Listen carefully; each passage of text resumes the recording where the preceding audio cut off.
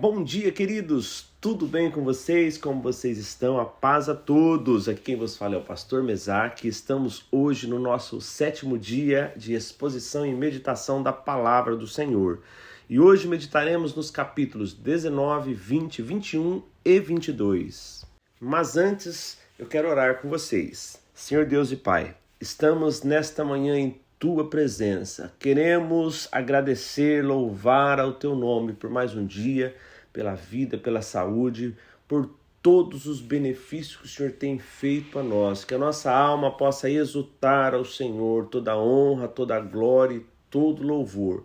Louvo a Ti, ó Pai, pela vida de cada irmão, cada irmã que está orando comigo nesta manhã. Alcance a sua família, a sua vida, alcance a sua congregação, o trabalho de cada um dos meus irmãos. Venha guardar, venha abençoar, ó Pai, que o Teu nome seja glorificado em todo o tempo na vida dos meus irmãos. Ó Pai querido, nos dá entendimento, sabedoria nesse dia. Guarda-nos, Senhor, de todos os perigos, todos os males. Pai querido, que o nosso coração possa ser convertido a Ti em cada momento, em cada leitura da Tua palavra, que nós possamos nos aproximar do Senhor e querer ser mais parecido com o Senhor, que a Tua palavra possa nos inspirar, ó Pai, a cada manhã, a viver, ó Pai, como um modelo, como um exemplo de um cristão, um exemplo de Cristo nessa terra, e que as pessoas possam olhar para nós e possam desejar também um cristianismo que mudou as nossas vidas. Mas para isso, Senhor, a Tua palavra cada dia precisa fazer algo em nós e através de nós. Nós Te louvamos e Te agradecemos em o nome do Senhor Jesus. Amém. O capítulo 19 começa com Jeremias recebendo uma ordem divina para adentrar o Vale de Rinom, um local conhecido por suas conexões com rituais pagãos e sacrifícios humanos. Neste cenário sombrio, Jeremias é instruído a quebrar um vaso de cerâmica, um ato simbólico que representa a destruição iminente que o Senhor planeja trazer sobre Jerusalém e Judá. Este ato de quebrar o vaso serve como um alerta vívido e dramático para o povo, destacando as consequências de sua desobediência e idolatria. Jeremias proclama a mensagem de julgamento divino que se aproxima, com terríveis consequências para aqueles que se afastam do caminho da retidão. Nos versículos 1 e 2, o Senhor instrui Jeremias a comprar uma jarra de barro de um oleiro e levar alguns anciãos do povo e dos sacerdotes ao vale do Filho de Rinom. Este vale era um local associado a práticas pagãs e sacrifícios humanos. O Senhor então ordena que Jeremias proclame uma mensagem de julgamento divino sobre Jerusalém e Judá, devido à desobediência e idolatria do povo. Dos versículos 3 ao 9, o profeta proclama uma mensagem de julgamento divino sobre Jerusalém e Judá. O Senhor anuncia que trará calamidade sobre este lugar, de tal modo que quem ouvir ficará chocado. O motivo é que o povo abandonou o Senhor, profanou o local e queimou incenso a outros deuses, enchendo o lugar com sangue de inocente. Eles construíram altares a Baal e sacrificaram seus filhos como holocausto, algo que o Senhor nunca ordenou. Como consequência, o local será chamado de Vale da Matança, e Deus fará que os conselhos de Judá e Jerusalém sejam inúteis, levando-os a cair pela espada diante dos seus inimigos. Os cadáveres serão deixados para as aves e animais, e a cidade se tornará um objeto de espanto e zombaria. Em tempos de cerco e opressão, as pessoas serão forçadas a comer a carne de seus próprios filhos e vizinhos. Nos versículos do 10 ao 13, o Senhor instrui Jeremias a quebrar a jarra de barro na presença dos homens que o acompanharam. Este ato simbólico representa a destruição que o Senhor trará sobre o povo e a cidade de Jerusalém, de forma irreparável, assim como um vaso quebrado que não pode ser consertado. O Senhor declara que fará de Jerusalém e de suas casas um lugar como Tofete, um local de desolação e impureza. As casas onde o povo queimou incenso a outros deuses e ofereceu libações serão consideradas imundas. E para finalizar o capítulo 19, do verso 14, no verso 15, o profeta retorna de Tofete, onde havia proclamado a mensagem do Senhor, e se posiciona no átrio da casa do Senhor. Ali Jeremias anuncia a todo o povo que Deus trará sobre Jerusalém e suas vilas todo o mal que havia pronunciado, porque o povo endureceu o coração e não ouviu as suas palavras. No capítulo 20, somos confrontados com a angústia de Jeremias, que se sente compelido a proclamar a mensagem divina, mesmo quando isso lhe traz adversidades e o torna alvo de perseguição. Sua fidelidade ao Senhor e sua missão profética são postas à prova de maneira intensa. O capítulo 20 também revela a luta interior do profeta, pois ele experimenta uma mistura de emoções conflitantes, incluindo desespero e desejo de desistir de sua tarefa, mas, ao mesmo tempo, uma força inabalável que o impede de abandonar o seu chamado. Dos versículos 1 ao 6, o profeta enfrenta perseguição por parte de Passur, o sacerdote e governador do templo.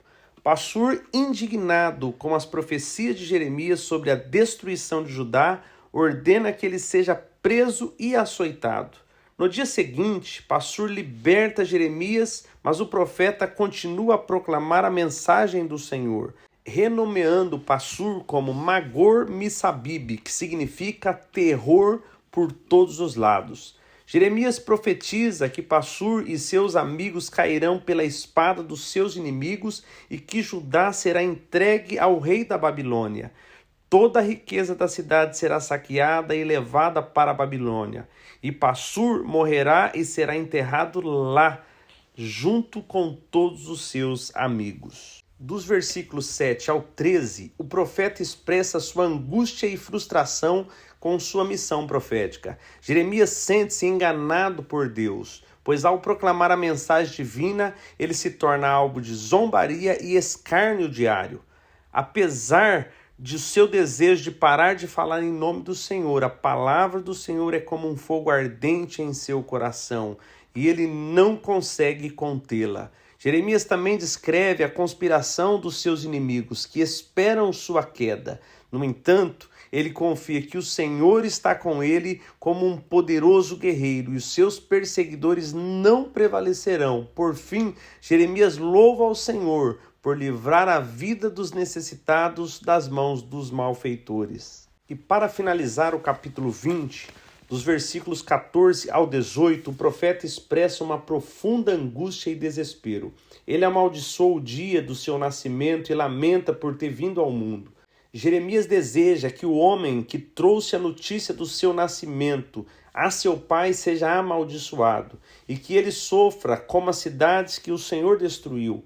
Ele lamenta não ter morrido no ventre materno, onde teria encontrado descanso. Jeremias termina expressando sua dor por ter nascido para enfrentar tanto sofrimento e vergonha. No capítulo 21, Jeremias, conhecido como o profeta chorão, foi chamado pelo Senhor para proclamar mensagens de juízo e advertência ao reino de Judá.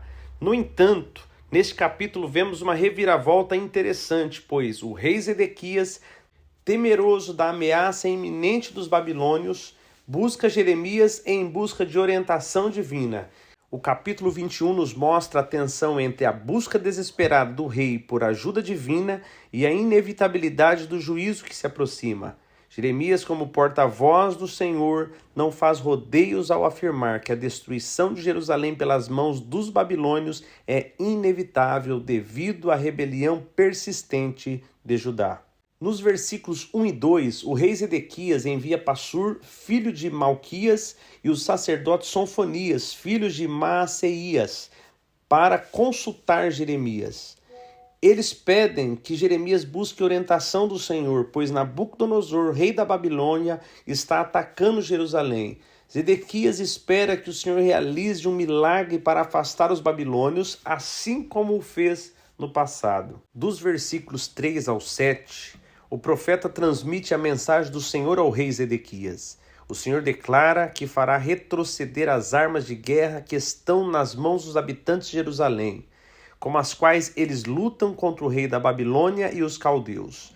O Senhor mesmo lutará contra Jerusalém com grande ira, indignação e furor. Ele anuncia que ferirá os habitantes da cidade, tanto homens quanto animais, com uma grande pestilência. Após isso, Deus entregará Zedequias, seus servos e o povo que restar da pestilência, da espada e da fome nas mãos de Nabucodonosor, rei da Babilônia, e de seus inimigos. Eles serão feridos a fio da espada, sem misericórdia. Nos versos do 8 ao 10, o Senhor apresenta ao povo de Jerusalém uma escolha entre a vida e a morte. Ele diz que aqueles que permanecerem na cidade morrerão pela espada, fome ou peste. No entanto, aqueles que saírem e se renderem aos caldeus babilônios que cercam as cidades viverão e terão suas vidas poupadas. O Senhor declara que voltou o seu rosto contra a cidade para o mal e não para o bem, e que Jerusalém será entregue nas mãos do rei da Babilônia, que a incendiará. E para finalizarmos o capítulo 21, dos versos 11 ao 14, o Senhor dirige uma mensagem à casa real de Judá. Ele ordena que pratiquem a justiça todas as manhãs e libertem os oprimidos das mãos dos opressores, para que a ira do Senhor não se acenda como fogo devido às suas más ações. O Senhor adverte que se não obedecerem, ele trará destruição sobre Jerusalém, que se considera segura em sua posição elevada. Ele promete castigar a cidade conforme as suas obras e incendiar suas florestas e arredores. No capítulo 22, no centro do palco está Joaquim, um rei que governou com uma mão de ferro, mas cujo reinado foi marcado pela opressão e injustiça social. Jeremias, o profeta destemido, emerge como um crítico ardente às ações do monarca, alertando-o sobre as consequências do seu governo negligente e ganancioso. Neste capítulo, Jeremias age como um mensageiro divino, transmitindo as palavras do Senhor e exortando Joaquim a praticar a justiça, defender o oprimido e cuidar dos necessitados. O profeta também profetiza sobre a triste queda de Joaquim e sua desonra, prevendo um destino sombrio para o rei e o seu reino. Dos versos do 1 ao 9, o Senhor envia uma mensagem ao rei de Judá através do profeta Jeremias. O Senhor ordena que o rei pratique a justiça e a retidão, libertando os oprimidos e não fazendo violência ao estrangeiro, ao órfão, à viúva. Se o rei e seu povo obedecerem, haverá prosperidade e os reis da linhagem de Davi continuarão a governar. No entanto, se não obedecerem, a casa real será destruída e se tornará uma desolação. O Senhor compara a casa real de Judá a Gileade e ao cume do Líbano, mas avisa que a transformará em um deserto se não houver arrependimento. Ele trará destruidores contra a cidade, e muitas nações passarão por ela perguntando por que Deus agiu assim.